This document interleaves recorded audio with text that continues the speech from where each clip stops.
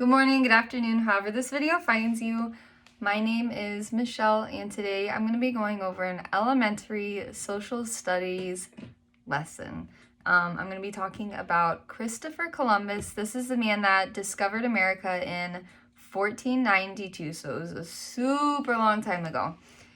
And I have a handy dandy map, kind of what the world looked like in 1492. So just geographically speaking, you can see that the world looks very different back then compared to what it does now, because all the continents split up and they spread out, but that's a different topic.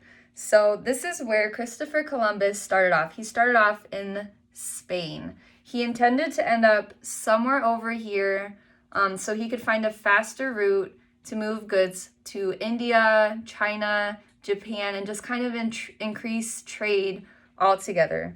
After 2 months of sailing on the Atlantic Ocean, he ended up all the way over here in what we now know as Cuba and some of the Dominican Republic. So as you guys can see, he was very far off. But once he did get to this island, he basically wrote a letter back to everybody saying, I found these islands.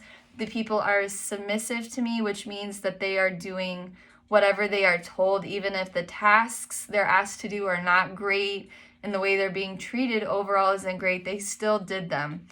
Christopher Columbus had about 20 or 30 men with him, and they also forced the people already living there to do not great things. So after being there for a few months, they scooted over from Cuba to America.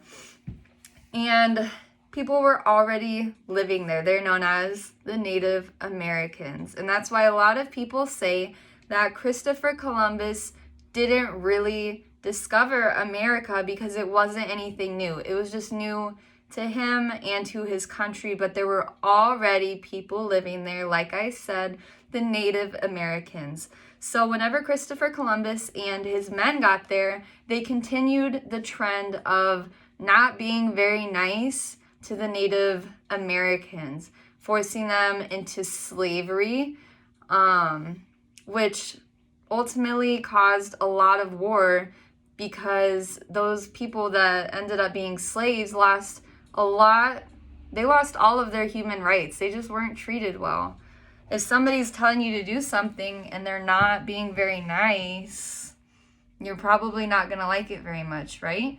So once he got there, a lot of white Christian people came over to America to kind of seek asylum in a way from the British government and the monarchy over there. So all those people came over, they were all Christians, and of course the Native Americans don't practice Christianity, but these new people taking over their land wanted them to. So they were basically like, if you don't practice Christianity, ultimately you're gonna lose your life, which seems very harsh and dramatic now, but I don't know why they did that, but they did. So, and then of course, the Native Americans didn't want to do this, and they weren't really big fans of it, so they fought back. And ultimately, this led to more war and more loss of lives. Going hand in hand with all of this death, Christopher Columbus described these people as getting sick wave after wave. And that's how he would chalk up all the deaths that came with him going to America. And historians now look at that and they call that the Great Dying because so many people died and it was just such a tragic time. So all of this war, all of this conflict also pushed back on the economy, which is obviously counterproductive because that was kind of the initial plan of him exploring these new areas, was to benefit that.